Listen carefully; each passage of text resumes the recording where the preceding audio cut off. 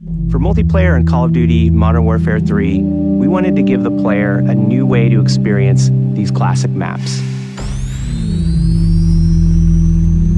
When we told the art team, we're gonna be making these maps, they lit up. They were like calling dibs on which ones they wanted to go get reference for. Maps really come through. They feel like they felt back then. And when you're playing High Rise, when you're playing Estate, you feel really transported back.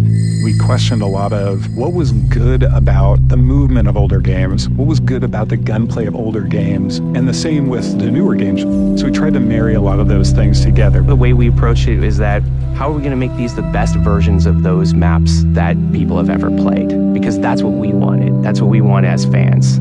There are places where the metrics of the level are adjusted to fit more modern gameplay, but for the most part, it's going to feel incredibly similar. The biggest changes are really in a fidelity sense. Places like Afghan, where it might have been difficult to see somebody in some of the circumstances, we have new tools to make that both look better, but also read better, so that your target acquisition is improved.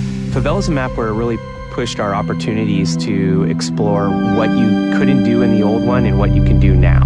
From an artistic side, the map has more detail than I think any other map. In High Rise, it's fun to explore and jump on the scaffolding and mantle to places that you weren't able to actually grab or reach before. Now you can get there. When it was a question of whether it should be like the original or whether it should be more modern in terms of the metrics, we went with the original. And we pushed very hard to make sure that that experience was as close to the original as we possibly could while we modernized the look of the map. I've seen people play it for the first time and they don't really know what they're going to see, and when that load screen shows up for Favela or for Quarry, you see them light up like, oh my gosh, these are the maps that I've been hoping they would remake.